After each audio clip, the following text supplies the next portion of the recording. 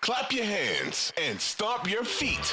You're listening to the Clap Your Hands podcast, hosted by Eliot Parks and Kyle Newbeck. Here they come. A big part of all this is who's going to be coaching the team. There's been a lot of different reports since we last talked. I believe Nick Nurse, it was reported they will interview him. Correct me if I'm wrong, or they either have or will. There was a report yesterday that Frank Vogel was on a flight to Philly. So maybe Frank Vogel is in it.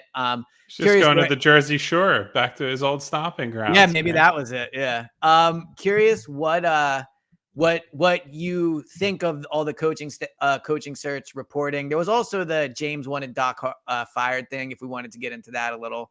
And Joel being potentially mad about it. Just what are all your coaching search thoughts? So again, they're very focused on, outside of Sam Cassell, they're very focused on like the championship or near championship type coaches, guys who have coached and won at the highest levels, which makes sense, right? Like, yeah, well, that's the thing. It's like, I understand both sides of it. I do think that they maybe could use a younger, more inventive type coach.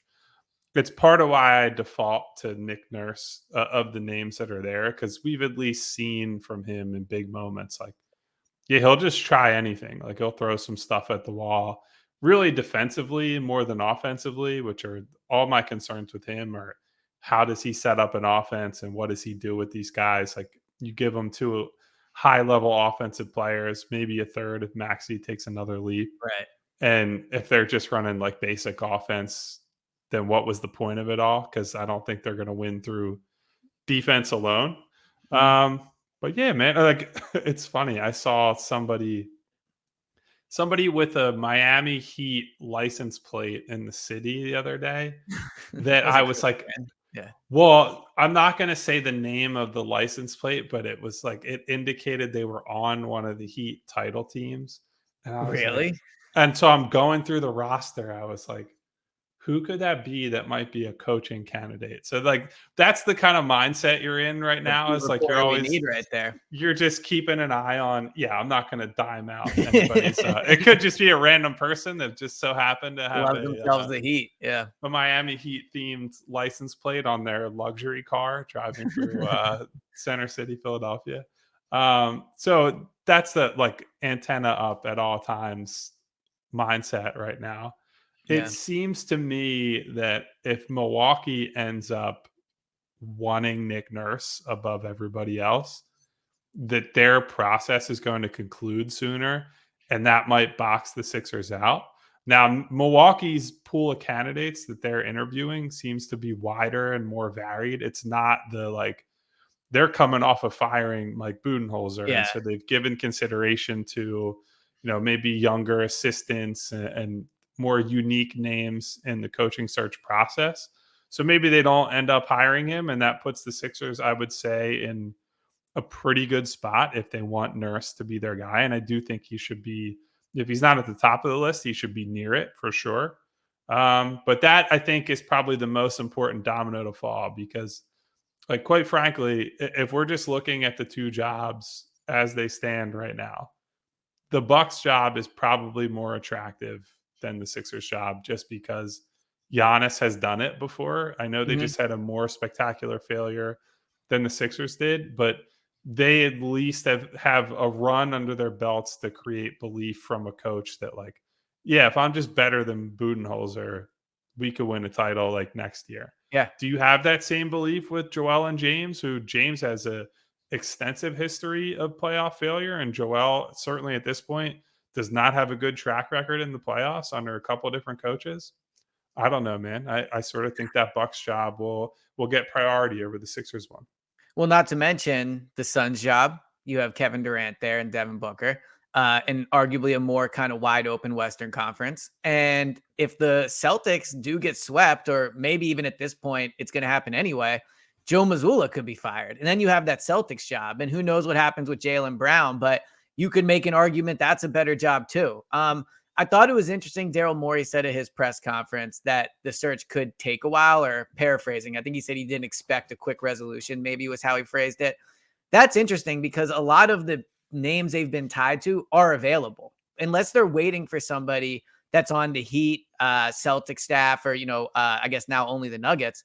Then what would be the holdup in that regard? I know you want to take your time and meet all these guys, but at the same time, there is competition out there. The Bucks job, the Suns job, potentially the Celtics job by this time tomorrow, if you're listening to this on Wednesday. So I get that they want to take their time, but when you don't have the most attractive job out there, there could be a benefit for them of just trying to jump the gun and say, look, we know we want this guy. Let's just make it happen. Well, do you want the cynical view of it? I'm not saying that this is the cynical view. Says they're saying it's going to take a while because they know they're hiring D'Antoni, who's not in the mix for any of these other jobs. And they're trying to make it seem like they're looking at everybody and, oh, we couldn't get this guy. He's coaching the Bucks and this guy's coaching the Suns. Well, Mike's still a great fit and we love him. And he's the guy we wanted all along. And, you can envision the sales pitch in your head. Like, I can hear the press conference. Yeah. And it's a good explanation. You're right. In terms of saying, well, we couldn't hire these guys. So, yeah. So like we could say now, again, I still kind of lean toward D'Antoni will probably end up being the guy, but I don't think it's like, they're just hiring him no matter what. So I don't think it's a good question. I don't really know why they're saying it's going to take a long time. Because in theory, these guys are all flying very quickly to Philadelphia. It's not like, oh, you're giving everybody their own week to be in the city and lay out a week-long pitch to Daryl Morey. Family here and decide where their kids are going to go. Like, a lot of this can be done probably over the phone with an agent. So I would be surprised if in 2 weeks they don't have a head coach. I think it would be quicker than that. But you are right about D'Antoni, and the benefit of saying it'll take a while is then you just hire him when everyone else gets hired. Do you have a preference? Any more of a preference since we last talked? I think it's Nurse. Like, if I had to say, if you had your pick of, at least from the list of names there, and we talked about the difficulty of trying to weigh in on assistant coaches if they were to get there at some point, which they haven't yet. It's just that I can't tell you what, for example, Chris Quinn in Miami really does. Like, we can go off of what people report, but Spoelstra has been so good for so long that I can't sit here and be like, oh yeah, you hire that guy, you're set. He could be a total dud for all we know. And we've seen plenty of great assistants under great coaches. Well, great assistants, air quotes, be terrible head coaches. So you never know with them. But I think Nurse, he has proven to be enough of a hard ass on his guys that I think he'll probably come in and light a bit of a fire under Joel, if nothing else. Yeah. I do think he's inventive with his defenses. And look, there are people who I think have been a little too hard on the roster, saying they're not athletic enough, they're not this.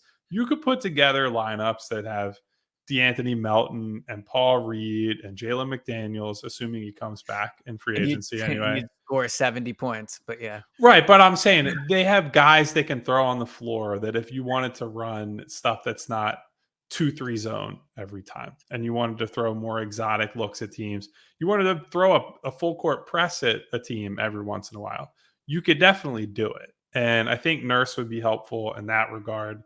I would need to see something from him offensively, because I'd have to go back and watch the Raptors title run.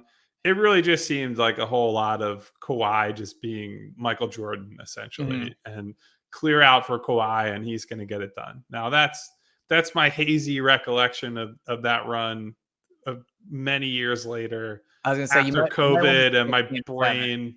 Yeah. After my brain has been changed by like 8,000 different things over the last 4 years or whatever. But I think he's the best candidate if we're looking at each of them individually. But again, it's so hard to tell because he has not looked good over the last 2 years with Toronto.